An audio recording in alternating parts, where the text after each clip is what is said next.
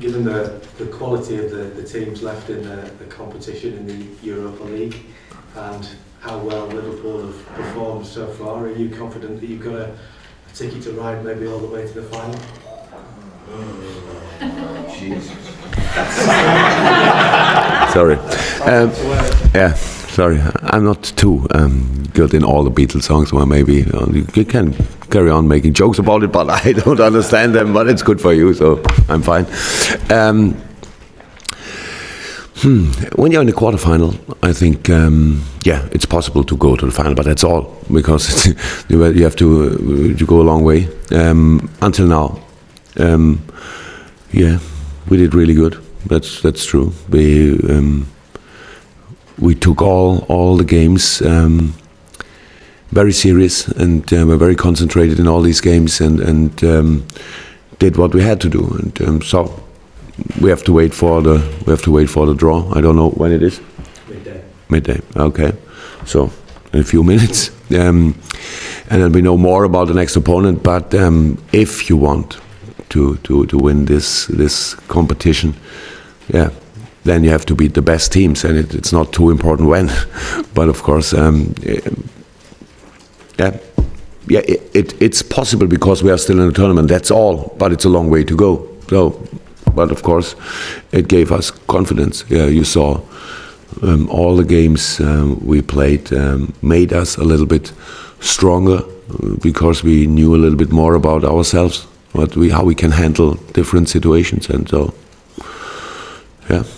Of course, it's only one night between a big win for us and now, and so we still feel the same things than yesterday night. So it was great. It didn't happen too often in the past that we could beat them, Man United, in a really nice stadium. Was my first time, not too bad, and in a good atmosphere. So it was a big thing to do, and the lads did well. Following on from that then, if you can take some of that through to your Premier League form as well and keep that going, are you setting a target now in terms of where you want to finish? Do you think you can finish top 5 or maybe even top 4? No, I can't. If it would help, then I would do it, but I think it makes not too much sense, because there's only Southampton, and then 2 weeks break where all the players are around the world, and that's pretty difficult. So hopefully we have a good squad, a good lineup for Southampton, because of course it was intensive yesterday again, and so we need to figure out who will be available, who is in best shape, who can play the Southampton game, and then hopefully they all come back healthy. That's pretty important. There are 2 very important games now for the national teams, because it's I think the last test before the squads will be made for the European Championship. So it's an intensive time for the players, and hopefully we have all them available for the rest of the season. Well, we understand there could be some good news soon from John Flanagan. He's on the verge of signing a new contract, we understand, which would be great for everybody at the club to have a player like that staying here for a long time. Yeah, of course. I was a little bit involved in the in these negotiations, and of course we're all happy, especially happy for Flano. It's good for us, but it's I think in this special case with this long-term injury, it's better for Flano, because of course there are a few other fullbacks in the world, but not so many Scousers, and not so many came back after this really difficult injury. So he's, how I said a few weeks ago, he's our boy, and we are really happy to have him here. Monday. Jurgen, you had 2 strong performances against Manchester United. What did you learn about your side, and how much confidence do those performances give you for the rest of the league games? We have to see, but of course, the problem with confidence is a little bit that it's just, I'm not sure that I said it before, but it's a little flower, and if you step on it, it's away in a second. It's much more difficult to let it grow and let it die. And it gives us a lot. It should give us a lot, but we have to see what will happen in the next days. But of course, it's not only about confidence. It's more about feeling more and more trust in our way of play. When I don't know in this moment how much we run yesterday. I have no numbers until now. So, but especially in the first game against United, you saw it was really intensive, but it was only 112. So when we started here, we had 190, 120, things like this, and didn't win. So I always said the problem is that we make our ways by ourselves. That means we lose the ball in the wrong moment. So we have to improve and to develop in this part of the game, because we are a possession team. We want to play football, and so in the closer you are at the other goal, and the more concentrated you have to be, and the more simple and quick you have to play for the right moment. If you lose the ball in the wrong moment, and you are not in a good position for counter-pressing, and that's the only reason for counter-pressing, to win the ball back as quick as possible, then you have to make too much kilometers, and that makes no sense. So I'm fine with this. It's a real development, and so that's more important than confidence, because the players have quality. Everybody can see this. We have always very offensive lineups, and so it's important that we feel better in this style of play. Looking to the Southampton game, it's 1-1 at Anfield. What are your memories of that game, and what are you expecting this weekend? There was a really lot of games between, and so I have not maybe I'm too old. I forget things like this, but I don't think it's too important. So Southampton, we played there. Okay, it was a perfect result for us. It was a perfect night with a bad start, blah blah blah. But it was a nice stadium, nice surrounding. So everything will be prepared for a good football game. Two good sides. Southampton is a really good side, and we know about this. So we have to be at 100% to get something there. And if we want to win there, then we have to be really, really good. And so that's all we have to know. So we have to use these 2 days. 2 days left until the game, and then we have to start again. Juliet. Yeah, is it just about taking that momentum into Southampton? You've spoken about trying to, or you believe you can achieve something or take something out of this season. But do you think now, because of what happened last night as well, that you could actually do something special?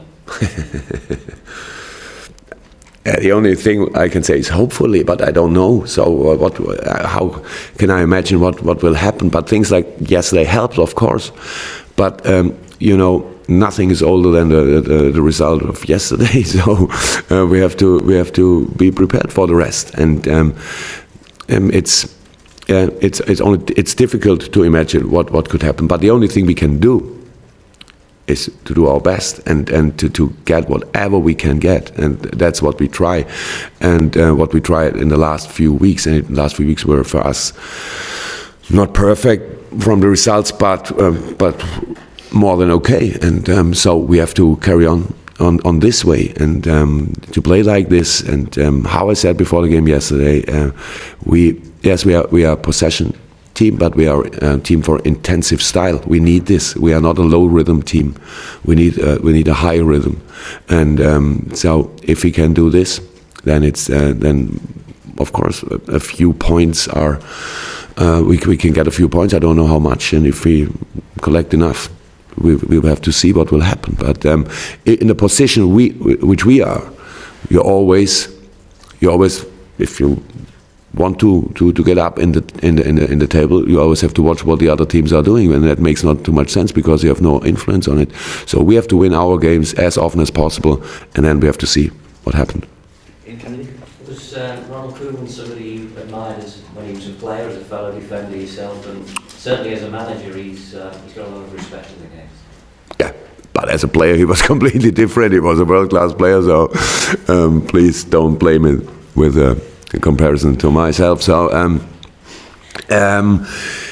yes, he's a brilliant manager, no doubt about it. He did a brilliant job in Southampton so long, and yeah, of course there's respect. But the best news is that I don't have to play against Ronald Koeman. So our sides will play against each other, and so that makes absolutely more sense, and we have a better chance then. So that's all.